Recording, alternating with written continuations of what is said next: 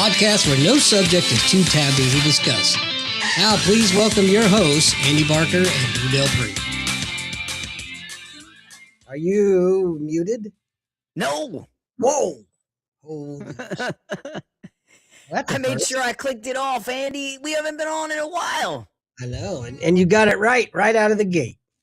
My bad habits are gone. I don't know if I'd go that far. Hey, let me kick it off though. But welcome everybody back, and hey, we may have a listener or two out of the firehouses out there. I started becoming a volunteer firefighter. I won't say where. I don't want to damage anyone's good name. Jesus Christ! Almost just threw up right over in the. Oh no! If you got to take care of it, go ahead, man. I got some stories. We'll continue welcoming people. I'll clean it later. No worries. But anyway, hey, welcome to the guys down in the firehouse. They're listening or doing anything or whatever. Happy to have you in. We do have a phone number. You're welcome to call, and we won't answer. You might. It's technical difficulties, but welcome. This is what it's about. Don't let your children around here. It gets pretty raw sometimes. But that's been an interesting journey. We were just talking about it, and it sounds fascinating, man. The concepts of firefighting in the military, just so similar, and and a lot of the tools were similar. Andy and I were talking about. Not all of them, but the one that's very surprising is the breaching tool. Yeah. A lot of the breaching tools are the same, and he was showing me. They were teaching about one of the tools, the Halligan, and I was like, "Oh, we call that the hooligan." And then he said, "Oh, we have a really bad one that we call the hooligan, like it's not made good." Jeez. We call that the hooligan, And I said, "No, we call this one the because you get a set of hoolies. Is what you get the banger, you got the rake, and then the Halligan." A mini one, I'm learning. The standard is I'm gonna fail my mentor here, but I believe the standard is an 18-inch Halligan. I could be wrong, could be 30. But at the end of the day, I think it is 30. Anyway, at the end of the day, the tools are the same. It reminds me of that old joke. Why are women so horrible at math? Yeah. Because they've been told all their lives that that's fucking 8 inches. That's right. That's right. Shit. Look at that. Camera just went ape shit. Nice. It had to zoom in. I can't. Were you filming your porno again? No. Wait. Oh, okay, good. I did take the plastic off. We need the long lens. I gotta fix this camera though. It's going to drive me. It's awesome. You look like Katie Couric. Oh, what did I ever do to you? That interview she did her face, and then it was so funny. I was watching Conservatives, I was watching Gutfeld last night, and he's like, "Why?" One of the questions from one of the panels, like, "Why do liberals podcasts feel like they need to be up against?" It's like every one of them is like up here. He's like, what? Right? Oh man, her face was, Oh, Don Lemon, he's famous for that. That's great. He thinks he's some kind of like saint leader. I think it's hilarious. I think it's funny that all they have to do when he throws out that, "Well, I'm a journalist" line. No, you used to be. You got fired, fool. You are not a journalist. We haven't talked in a while, Andy. So you remember Mark Kelly and those 5 other people? They call them the Seditious Six. Yes. Cut that commercial telling soldiers and sailors that they don't need to follow illegal orders, right? Which they never had to cut because that's covered annually. Right. So they never needed to say that. We signed documents about that every year. So no one needed a reminder. No one needed to hear from Mark Kelly. So a federal judge threw out, he sued Hegseth for trying to bring him in to reduce him in rank. Mm-hmm. And a federal judge threw it out. What do you think about that? Rightfully so. As a retiree, you know the fucking rules. Plain and simple. And if you don't, Rightfully so. What? That not that the case was dropped. Like he should have been punished. Rightfully so, or he should have. absolutely. So Yeah, there you maybe go. I Okay, I just want to misunderstood. clarify that. Yeah. What's up there, Vinny? Yeah. So you're saying the judge threw out his case suing Hegseth? Told Hegseth you cannot do that. Oh, we told Hegseth he can't do that. Ruled in favor of Mark Kelly. Oh, that's horseshit. Right. Okay. That's why I clarified it though, so everything's on track. You're good. All right. Yeah. So these judges, they should be disbarred. They're not judges. They're activists. It's spelled out super cleanly in the UCMJ amongst other articles. So there's no number one. There's no excuse for it. A captain, you can't tell me he didn't know better. He knows exactly. They know what they were doing. Yeah, totally. And it is seditious. There's no reason to go out and say that. No, yeah, exactly. Yeah. My point was we all, when I read the tweet and they said, "What do you think?" I put at the bottom, this will be easily overturned on appeal. You sign paperwork saying you will not speak against the government so long as you're going to collect a pension from the government. Right. We all signed paperwork saying, you still don't have you still fall under the UCMJ. So long as you draw a pension. He doesn't have the First Amendment on. He doesn't. None of that applies to him. Nope. The First Amendment does not apply to him. He can say whatever he wants. He can do whatever he needs. If he wants the First Amendment, he has to turn in his government pension. Otherwise, he's subject to the UCMJ. So for anyone who didn't know that, just so you know. Yeah, it's a no-brainer, man. It's just yeah. He doesn't have First Amendment rights. He does. I don't. That's why I don't either, but I don't give a fuck. There's a big difference. I mean, well, I might have had my fair share of negative comments of the previous administration, but I would not encourage insurrection or anything. I mean, I encourage to the limits of the law. You know what I'm saying? I would never stand up and tell me, hey, or try to give sideways messages. I mean, let me be very, very clear. There are malicious compliance in the military. And to define that real quick, if you haven't heard that, I mean, there are political agents in the military. There are hardcore progressives who are driving their agenda through the way they enforce the rules or choose to enforce the rules. And there are hardcore conservatives, that, enforce rules that are way, insane. Right.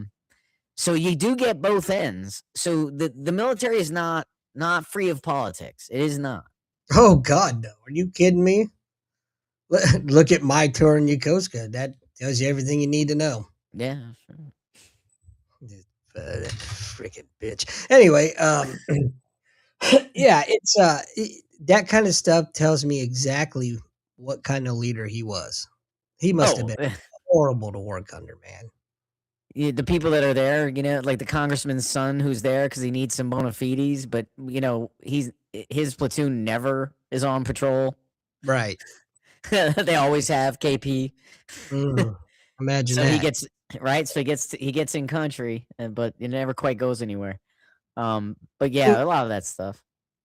Pilots. It reminds me of Heartbreak Ridge. Yeah.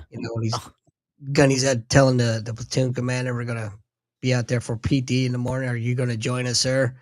No, I'm going to be late for preschoolers school, Gunny. Typical, right? I guarantee that's the type of leader that clown was. Oh, yeah. I don't even want to use leader in the same sentence with his name. It's just disgraceful. Hey, you do see it all the time, and you saw it in programs too. I remember, and you'll remember this. We were both in the 90s. And there used to be no joint commission in the military. It was the inspector general, and that was some shit, man. Like they had power.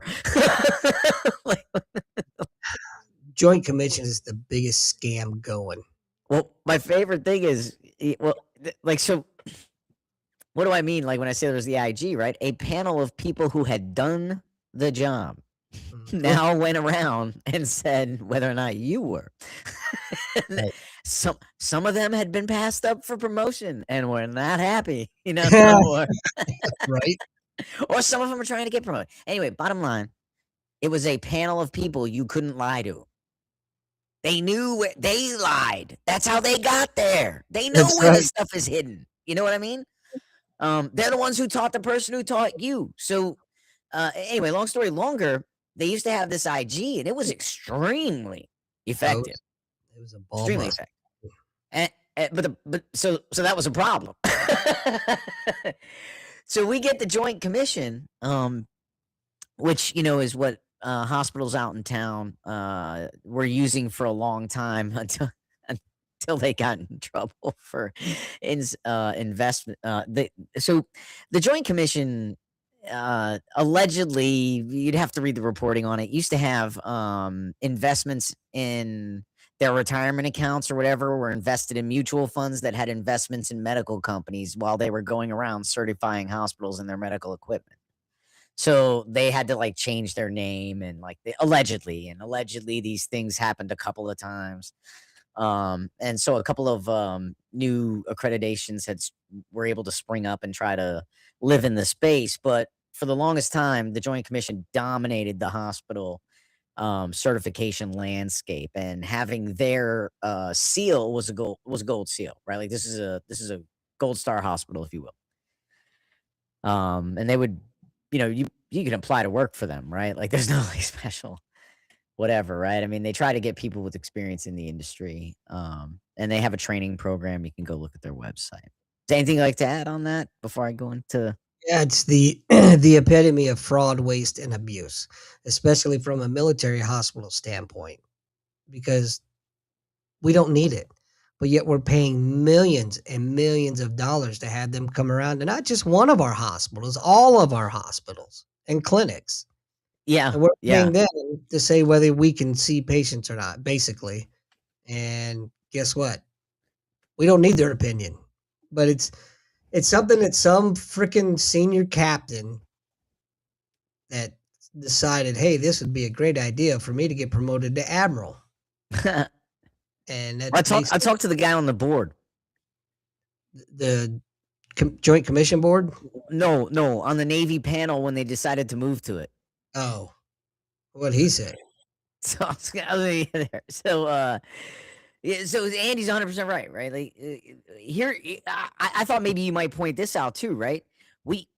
Every inspection team that comes to a military hospital is assigned a liaison to explain why we should fail, but It's the but damn don't fail us, right?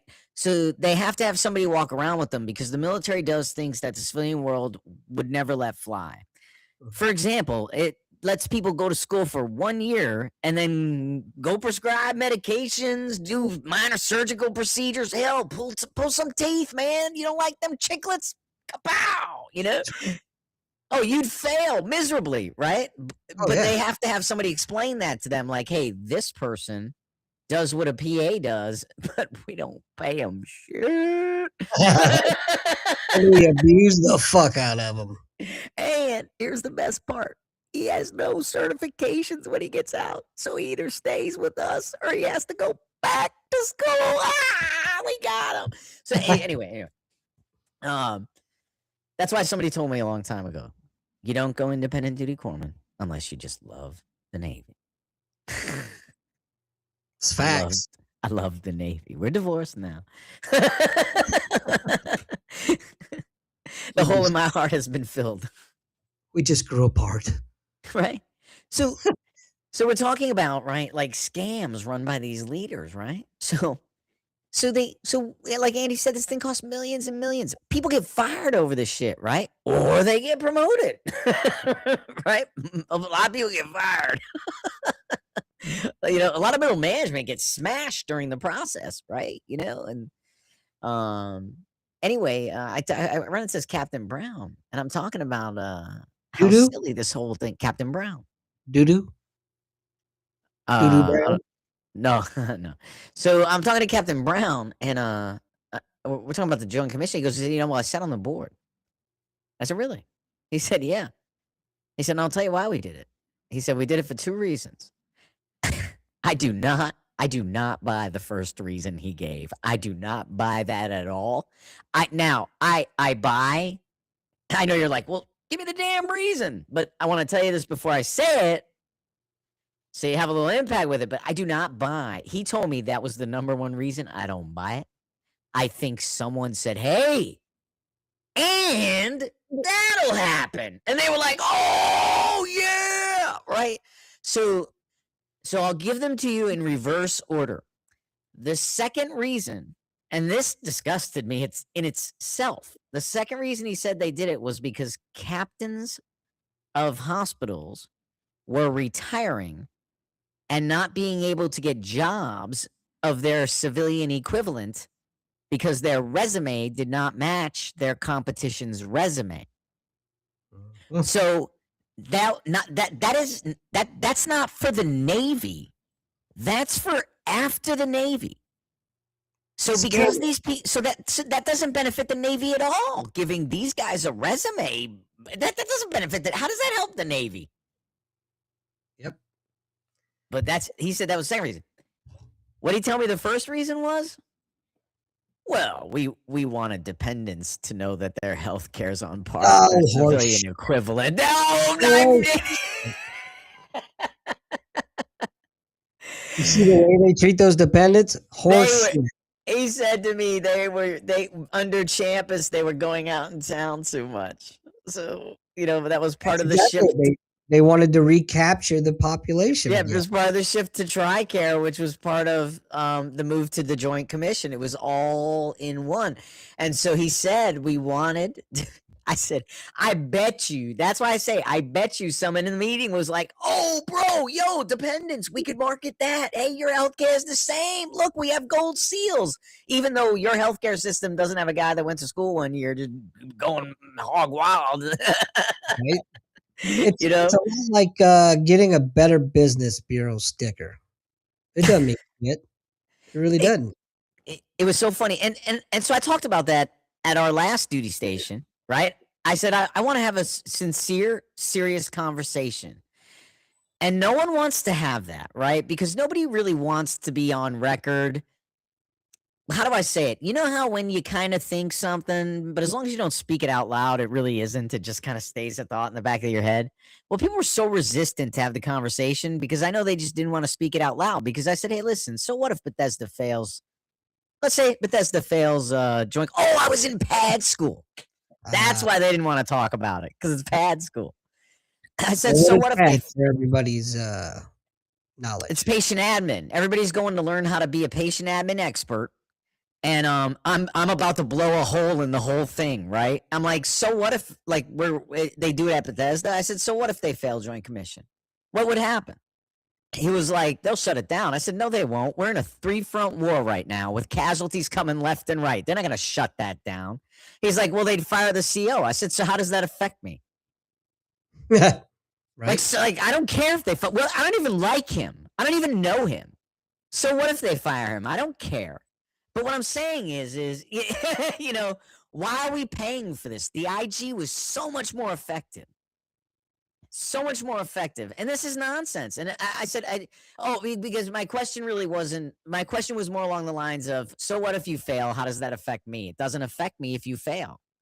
Like, right. We should be teaching we shouldn't be teaching sailors how to hide shit from the Joint Commission. We should be teaching them how to bandage casualties. Yeah. It's the same old song and dance. That's exactly why I call Navy medicine cunts. Civilians under naval training. Right? That's right.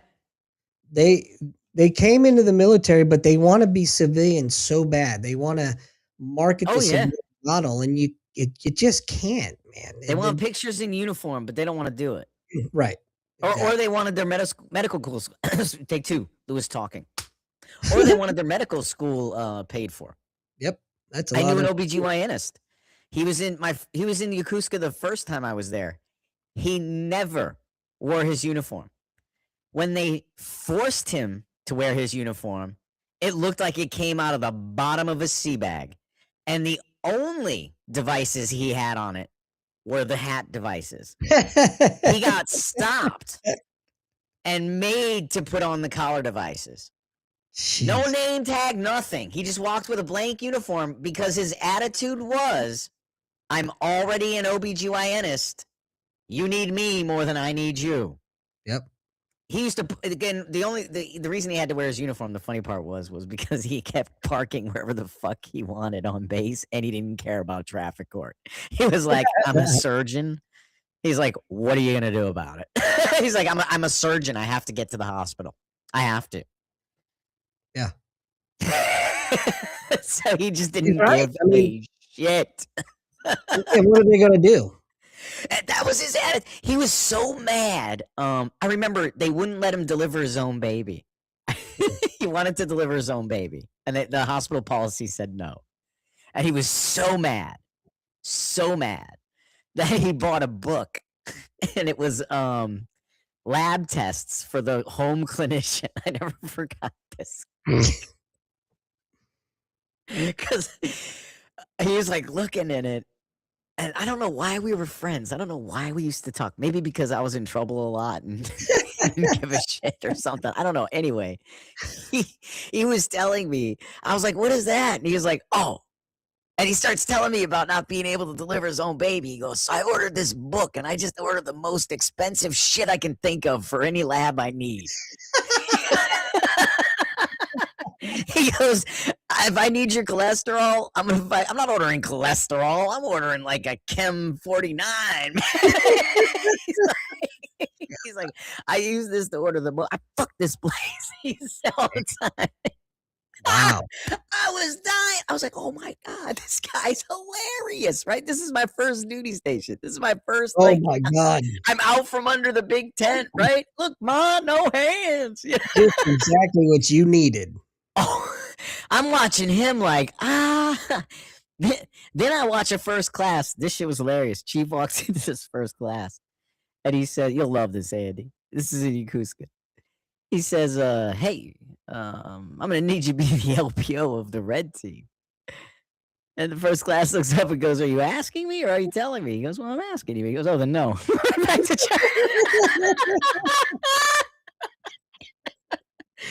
So the chief says, hey, Chen, get the fuck out of here. So I hear the door lock. So I'll leave. I see the first class later. I said, what happened, man? You the LPO now? He said, no. He said, no. I said, I heard the door shut. He goes, yeah. He goes, it's, it is what it is. He said, I said, what he said, well, he wanted me to be the LPO, and I told him no. And he said, how could you say no? It's going to affect your evals. I said, it already affects my evals. Because he had no C time, right? And he wasn't going to go to, and anyway. He broke it down for me. He said, I'm the only IDC that sees patients all day currently.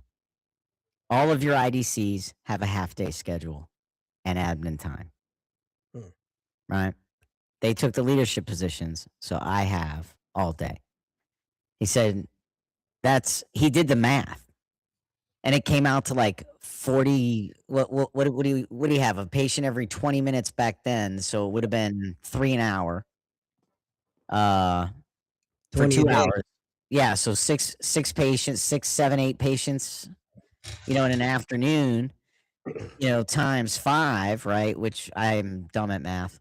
No, that should be easy, right? Yeah, I was just gonna say 30. Anyway, 40. Wait, 40. First you said 6. Yeah, well, 6 and 8, right? Because you figure stuff 1, stuff 2. I don't remember if we went to 4:30 or 4. Oh. Right. Anyway, 6 to 8. We'll say 35 to 40 patients a week, right? He said that. What does that translate into a month? He's like, do you think the red team wants to take that hit? Do you think Commander's going to take that hit? He's like, well, no. He's like, so what do you mean you're going to give me half a day every day like them? He's like, yeah, you're probably going to have to see. He was like, yeah, so no. He's like, no. He goes, look, it's better for me. I don't care. Let them have the bullets. I have my own thing going on here, and it's better for you. I'll continue to push the numbers. And he said, so he left. He goes, so no, I'm not the LPO of the red team. And then I can't cut the numbers that hard. Right. He said, I produce. That's a full-time provider.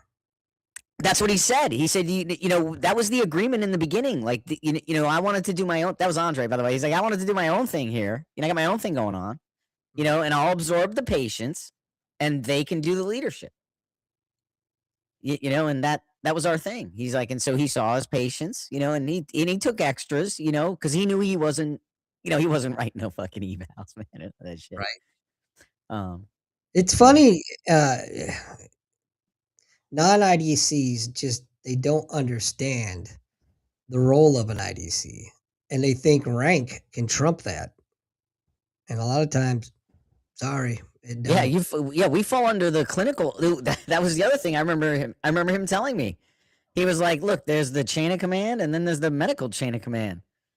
He's like, "She could walk in here and tell me to clean my office, but if I walk out there and say hang a bag of Dion," he said, and I go back in and I come out and it's not hung, we're gonna have a conversation. Yep. I had, I remember there was this chief. That's probably too kind. There was this E7 back, back when I was in Third Marine Regiment, and I was the regimental IDC. We had three. All right, we had two of the regimental companies hiking that morning, and we had one of the infantry battalions hiking. So I was assigned by the regimental surgeon, who was a captain. Says you're back here at the RAS. I need somebody here that I know can handle patients. These casualties coming through, and this is in Hawaii, so you know for certain we got heat casualties at a minimum. So anyway, we're all sitting around. The chief calls us all in, and we're talking about getting prepared for the morning. He's like, uniform of the day is this, blah blah blah blah blah. And I said, well, I won't be at the formation. I'll be back here in the regiment, right, the RAS. And he's like, well, who says? Well, right now I say, you know, uh, that's who says. And he goes, well, I didn't give you permission. I said, funny thing, Chief, I don't need your permission. And he's doing this in front of the rest of the troops, right? I said, we can talk about it offline if you want to. No, we're going to talk about it right here. I said, I don't think you want that. He goes, well, we're going to talk about it. He goes, you will be here in the morning, full gear, your pack, everything. You're hiking. I said, it's not going to happen. I'm telling you right now. He says, are you telling me no? I said, that's exactly what I'm telling you. I said, since you want to do this in front of everybody, let me explain something you probably should have learned when you put your anchors on. That's called positional authority. Hey, what's up? Oh, shit, RJ. Talk about going to old school. Holy shit. So anyway, so we had this long drawn out thing. I show up the next morning. I'm in uniform of the day in Hawaii was PT gear, shorts and green t-shirt. That's how I showed up. And he starts going off on me in front of everybody. Right. And he goes, I will make sure you never make chief. Yeah. Okay, buddy. So I just turned around and walked away. Don't you walk away from me when I'm talking to him. Just kept going. Right. Well, long story long, as you like to say, after all the hikes are over, all the casualties are done, all that shit, he comes into my office. He goes, my office now. And he had a counseling sheet for me, right? And I looked at it, disobeying orders, all bunch of shit, right? And I laughed. He said, you think it's funny? I said, let me tell you how funny I think it is. I wadded it up and I threw it in the fucking trash can. And then I got up and walked out. So he comes storming over to my office. He says, you're fired. You're no longer the regimental LP. I said, okay, cool. That's one huge responsibility I don't have to fucking worry about anymore. So I don't say, I'm just chilling, right? And the regimental surgeon comes up and he's like, said, hey, why don't you just go do blah, blah, blah, blah, blah. I said, I'm sorry. I can't do that any longer, sir. He says, what do you mean? I said, I'm no longer the LPO. He says, what do you mean? And I told him. I got to explain to you, the regimental surgeon was this surfer dude that was way, way laid back, right? What was his name? Captain Barr. Because there's a surfer dude that's way high up in Navy medicine that we thought in the 90s was getting out. Oh, wow. So this was probably 2002, I think. Okay. No. I don't know. Anyway, so type of dude that never, his voice never raised, nothing like that. And he says, "What?" I said, "Yes, sir, I'm fired." "Who fired you?" I said, "Chief." He said, "Well, who the fuck is chief?" I never heard him say fuck before, for one. I said, "I'm assuming that's a rhetorical question, but he's in the blockhouse, sir." So he goes over there. My office is in a separate building, right? I could hear him ripping in to that chief, man. Nice. That dude comes back like 20 minutes later. HM1, I just need to inform you that you're still the LPO. And he made him apologize to me. Oh, that had to hurt. Oh, I guarantee it did. So Oh, that had to hurt. fast forward like, I don't know, 6 months, and I had transferred. I had made chief. This fool calls me. "Hey, Andy, it's Steve. I just wanted to call and tell you congratulations. I always knew you'd make it." And I said, "Hey, Steve, weren't you the one that told me you'd ensure that I never made chief?" He goes, "Well, you know," I said, "Go fuck yourself." And I hung up. So he called the fucking CMC. I was at the schoolhouse at Numi, right? Uh-huh. I get called into the fucking CMC's office. "Hey, did you say this?" I said, "Yeah, you're damn right I did. And this is why." And I told him the whole story. He goes, "Well, fuck that guy. If he calls back, you tell him to talk to me." Nice. That was Steve Nice. Johnson. He was the CMC at Numi, man. But it's just like, figure it out, dude. You know what? Them anchors, it's not the end all be all, you know? Rank Yeah. Yeah. doesn't always mean you're in charge of shit. Well, But I, it's fun. my first, it's always, revenge stories are always wonderful. My first duty station as an IDC was my duty station. Anyway, I saw patients at Geiger for training, right? Like just to keep the skills fresh. I would go to Hold on. Geiger. I have to acknowledge this. Look at Travis. I see it. Fucking strong work, dude. Nice. Fuck yeah. So Call me. I'll tell you all the secrets. I there mean, you go. never mind. So I was at Geiger. I was like, fuck, I knew that was gonna happen when you said hold on. I lost my place. Talk about Anyway. seeing patients, the trainees. No, I know. Yeah, I got it. So I was thinking about Geiger. And Geiger's the infantry training, right? Not infantry. No. Let me School of Infantry. Yeah. Is SOI on Geiger? I didn't think SOI was on Geiger. I thought Geiger is the MCT. Oh, maybe it is. Yeah. It's MCT. MCT's on Geiger, right? Which is I don't want to be insulting. In my old age, I've become kinder, but here's what I would have said years ago. Red Patches have AIDS and MCT is for queers. That's what I would have said.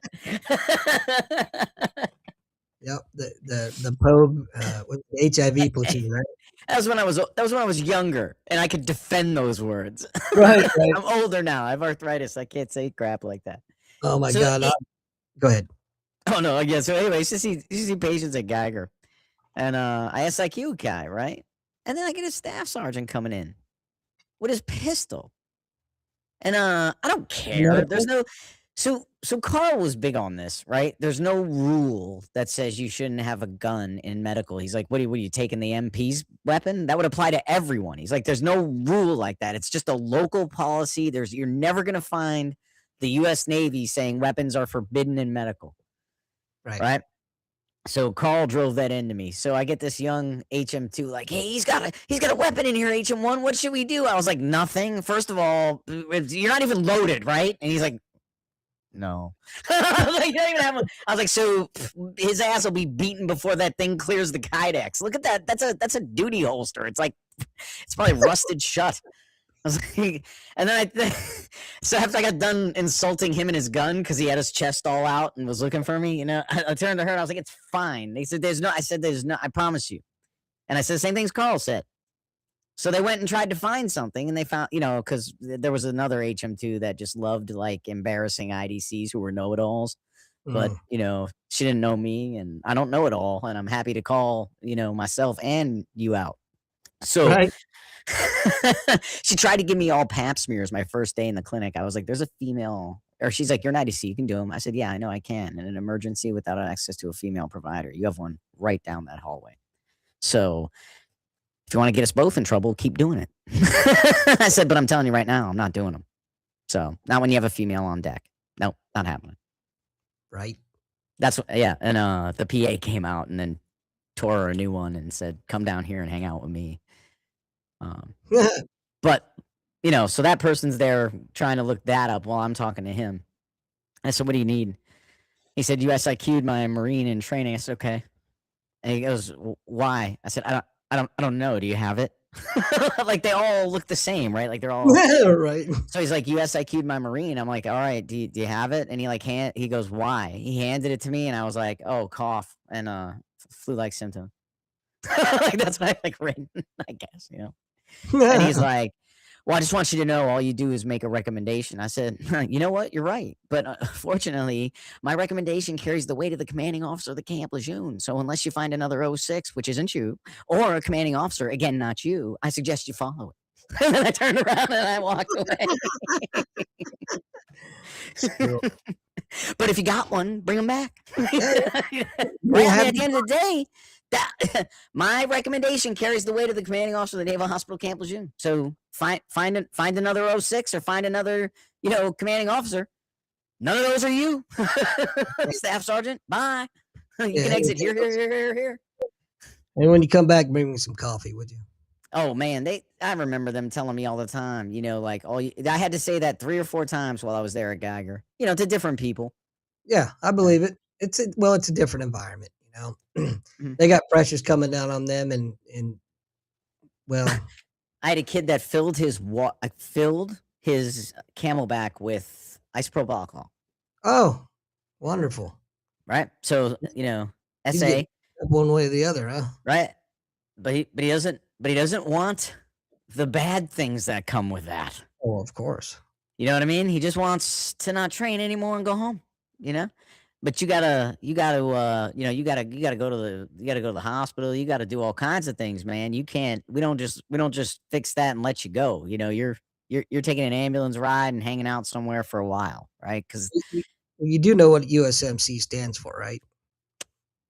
You signed. I know a couple, but you signed the motherfucking contract. Yeah, there you go. So, right. So he doesn't want. He's just can I just be discharged? And so I had to turn, and I was racing through my index here.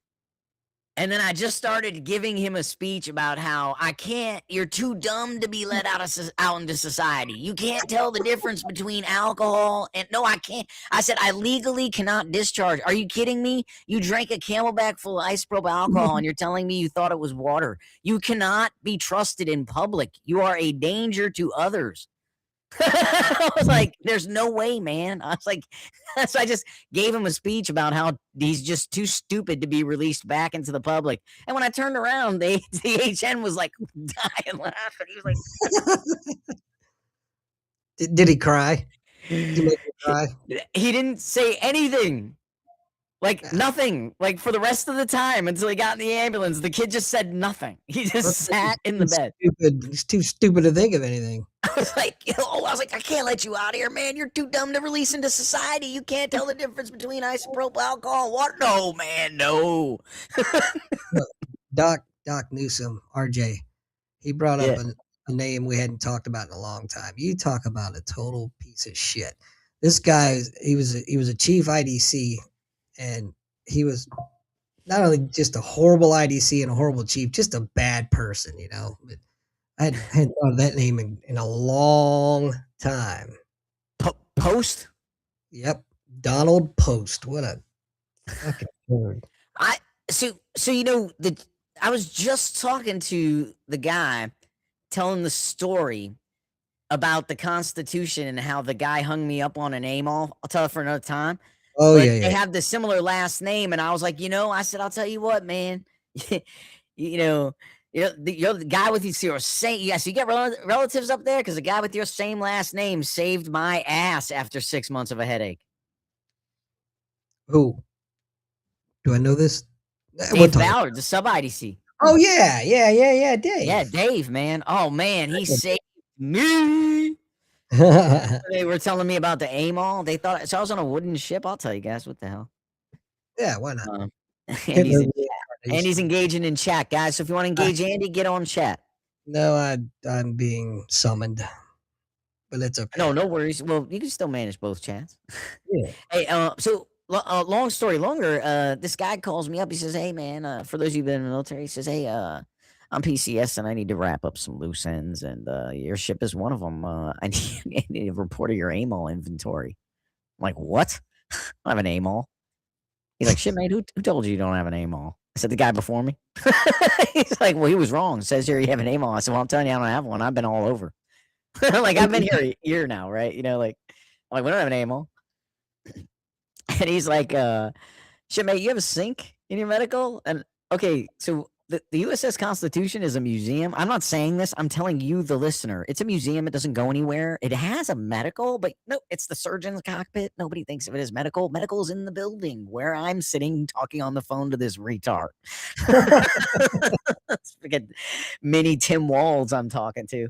And, so he's like, "Do you have a sink?" And I'm like, I'm looking at a full bathroom, right? I'm like, "Yeah, I got a sink." And I'm like, "Yeah, I got a sink." And he's like, "Shit, man, that's part of your AMOL." And I'm like, in my head, I'm like, "No, it isn't." Like, this thing's on a building. So he's like, so then he says, "Do you have narcotics?" And I said, "Oh, no, we don't have narcotics." And I don't even have to talk to the CO to tell you we don't want them. I said that straight up because I think the CO and someone else asked us about that, and we both already had that conversation. Like, I was like, "I'm good. I don't need to have any, man. We're in Boston. This is the number one medical system, or one of, you know what I'm saying? So no, I don't need that." So he's like, "Shit, mate, what do you do, when you go out to sea?" And I said, "Well, there's a doctor that comes, and if he wants, see, I think he knows what he's talking about. That's the problem. I assume this E8 knows what he's talking about, and that's where I went wrong." Yep. And he's shipmating me at E6, right? So this is wonderful. So he's like, so he tells me, I said, "Well, I have a doctor that comes, and if he wants narcotics, he brings them from the hospital. But no, I don't have any." And he's like, "Well, shit, mate, what happens if you have to sortie out?" And I'm like, "Huh?" Or no. First, he asked me about because he couldn't. He knew he needed to explain sortie when I didn't understand because we had a conversation about the IDC bag. I always forget this part. He said, "Do you have an IDC bag?" And I said, "No." And he said, "Shipmate," and I said, I know what an IDC bag is. I know what you're talking about." And he said, "Well, what do you have? A bag you packed?" And I said, "Yes, I do. And it made it through Afghanistan, Pakistan, and Mexico. I think it'll do okay here in Boston." And he goes, "Oh, you're an FMF corpsman?" And I said, "Yes, I've been on ship my whole career." I was like, "That's pretty cool." And then we never talked about the bag again. It never came in all of the conversations. The bag never came. Everything else came up. The bag never came up again. I shut that shit down. But so he said, "What about sortie?" And I'm in my head, I'm like, does he mean flying over and bombing? I'm like, that's so fucking stupid. I'm like, this is so stupid. This conversation is getting dumber and dumber. And I'm like, what do you mean, like bombing? He's like, "No." He's like, "I mean, like when a storm comes and you have to pull out quickly and you don't have time for this doctor to come from wherever with whatever you say they do when you have to emergency leave." And I said, "Oh man, we don't leave in a storm. We install chains and hope we don't smash into the pier." And he goes, "I'm gonna have to talk to your CMC about that." I was like, "Man, I'm pretty sure you can call the POTUS, but there's nothing gonna happen on that one." And but it still isn't occurring to me that he doesn't know what the fuck he's talking about. I think I'm like, this guy, what is this guy? What is this, some kind of test? So he starts threatening me with ATG to come up and inspect. And I'm like, what the fuck is going on?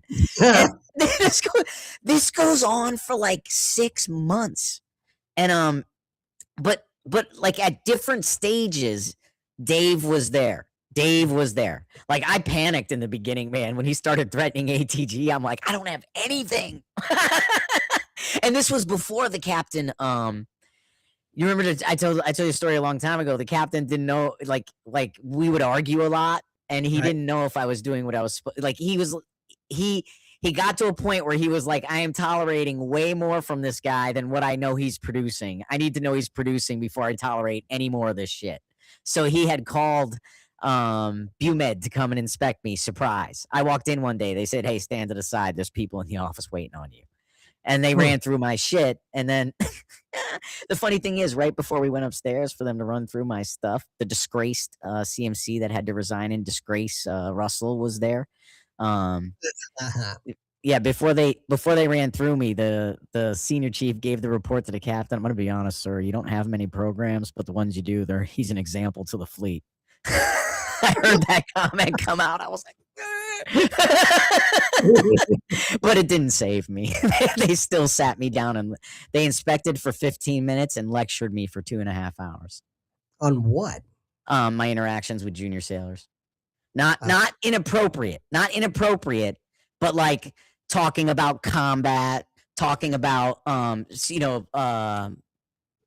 like glorified that. pussy shit is what they're talking. Yeah, and like my interaction with the captain, and how I'm very gruff and very blunt, and yeah, and just how I just had a general disdain for the blue side.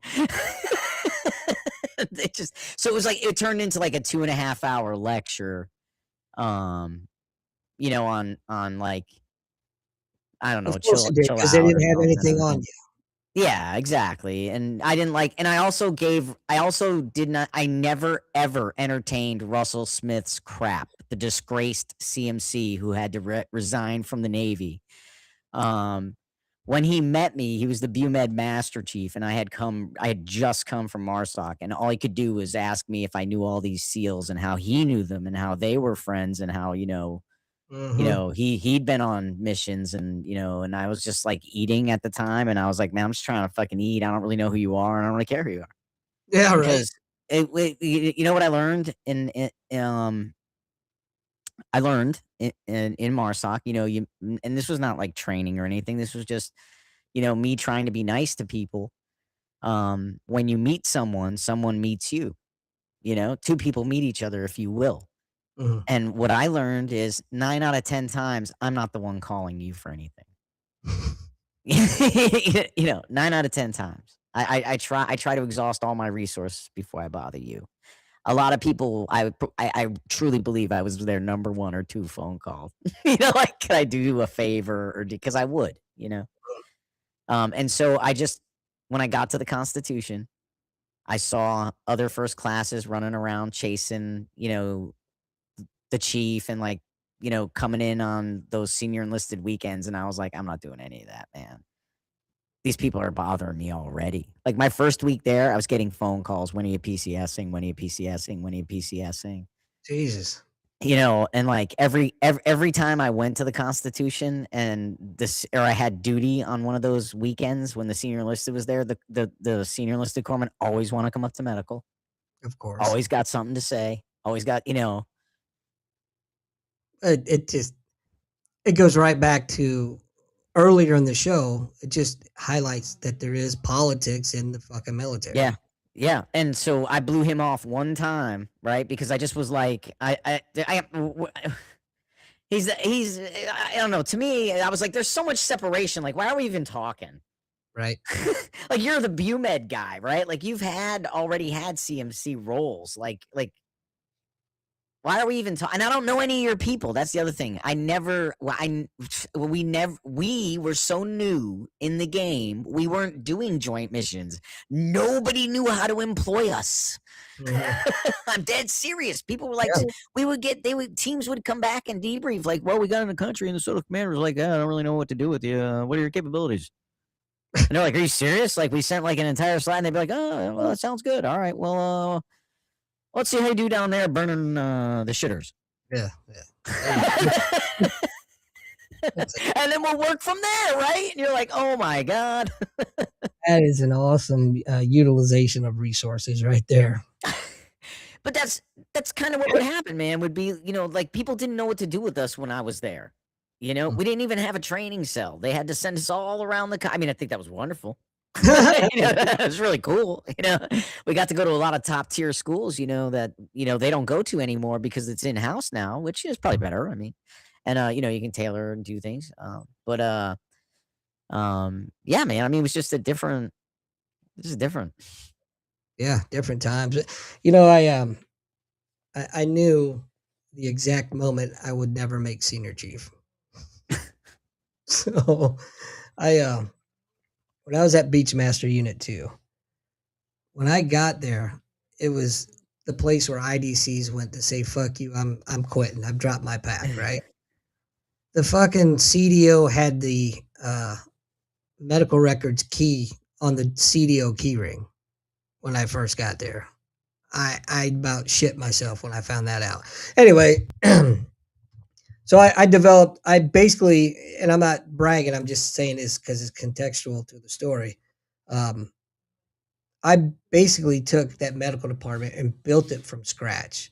There were no archived files. There was no, logbook. There was nothing. They just had records and that was it. Hell, there weren't even really any supplies. Um, it was so bad they had 5 beach party teams, is what they called them, that deployed independently. We didn't have corpsmen. They took OSs and sent them to EMT school, and we were giving them controlled medicines to carry with them on deployment. I'm like, oh my god, what is going on here? So again, long story. I went in and I basically told the CEO that he's fucking up and he's just looking to get fired off of that shit. Um, I built literally I built the M dorm. I built everything from scratch. So far as I built an AMOL, since you were talking about AMOLs later, and I got it approved, and that's for the Naval Beach Group in the Navy. Period, not just East Coast or West Coast, whatever. So anyway, in doing all that, it wasn't enough. So I decided I'd started the Sickle Screeners course, and I had all the junior corpsmen from all over Hampton Roads coming over.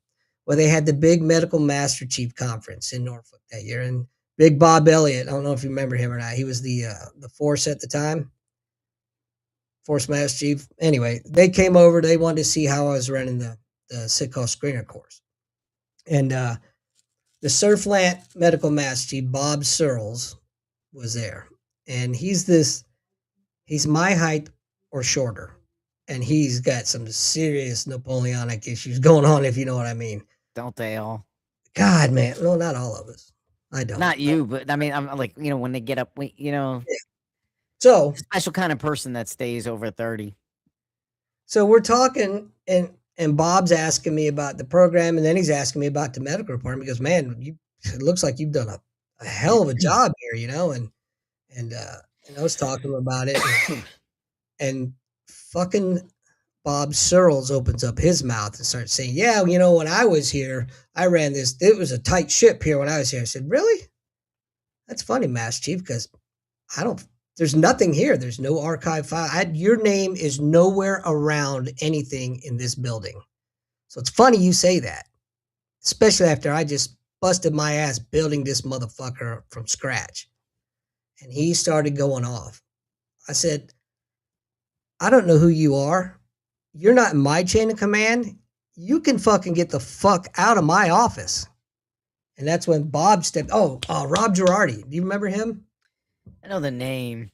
Rob grabs him physically and moves him out of my office. And I was like, all right, whatever. Well, guess who sat the fucking 8 board that year? Oh, yeah. Yep. So, Yeah. That's how it goes, man. Yeah. Here's the thing. I remember being told early in my career, should retire as a first class. That's and anything back when you could retire as an E5. Anything under the first class is lazy. Should retire as a first class. If you don't retire as a chief, it's understandable. Now you're getting into politics. But there's no excuse for first class. You should be able to score high enough on the test to overcome any promotable. Mhm. If you just know you need to study, right? Get your ass in that book. But I always kind of abided by that, right? I mean, and then and of course, if you're an IDC, you make chief. And if you're a sub IDC, you make, Well, you're supposed to make 8. you put your foot in your mouth. Yeah. Oh, so I remember when I replaced the IDC on the Constitution, I forget who it was in my chain of command. Yeah, I don't remember. It might have been Dave. Who knows? They were like, "Are you going to pursue that Annex Q for the Constitution?" I was like, "What? Oh, man, I don't even know what that guy was talking about all night." They were like, "All right, great. That's all we need to know, man. All right, great." You'll never hear from us again. You know. Good. We were gonna tell him no. We're gonna have to, but it was gonna take a whole board and da da da da da or something. The guy before me was pushing for the an Annex Q to the Constitution to have its own. He just didn't have enough to do, did he? Or no, not Annex Q. That's the Marine Corps term. He wanted it to have its own appendix in the IDC instruction. Why? Yeah, find something to do, buddy. You know what? I think that was what he wanted to do. But the problem is, you may have that free time, which, yeah, I mean, I certainly could have done that on the Constitution. I had that free time. But everyone else is busy. The rest of the freaking Navy's busy, man. And let's face it, it's a fucking museum, man. It ain't going anywhere. That's why I said the rest of the Navy's busy, man. My time there was definitely 3 years relaxed. I mean, I was angry, frustrated, but you know what? Those are the same angers and frustrations I have everywhere I go in life. They're my personality. RJ, you had a different story though, dude. Different. Yeah, yours is different. I know what happened, so I'm gonna tell you that wasn't well. Maybe like 5% you, but 95% of the piss poor leadership you had that I saw firsthand. Always, man. Always comes down to that. But anyway, looks like it's about time to wrap it up. I think so, my friend. I got some puke to clean up and some food to eat. I don't know which order I'm going to do that in. No worries, man. Before we get off, I just want to put out to the public that we're back and I'm reinstating old challenges and issuing new ones in the show 2025. 2v2. Me and Andy got the title. I almost forgot to mention the book is out. Oh, yes, I have busted my ass. I have published The Adler Compound. It's on Amazon. Feel free to go check it out. I would greatly appreciate it. And if you do decide to, leave a comment on Amazon. Leave a review. I would appreciate it. That helps me out quite a bit. But it's a good fucking story. That's why you should read it. 5-star reviews. Keep your 1 stars to yourself. That's right. Anyway, that's all I got. The other thing I have is that in the very near future, we will be in some bookstores and libraries. Awesome. So that's the Adler Compound, RJ. Look at that. By yours truly. Can you see it? There we go. It's backwards. It's whatever. I don't know. That's the way the camera works. Yeah. Anyway, check it out on Amazon. Look it up at the Adler Compound, or you can just search my name and it'll pop up. Either way, I would appreciate your support. More importantly, I feel it's a damn good story, and I think people get something out of it. Hell yeah. And with that being said, good night. Peace out. You're listening to Nothing's Off the Table with Andy and Lou and Admiral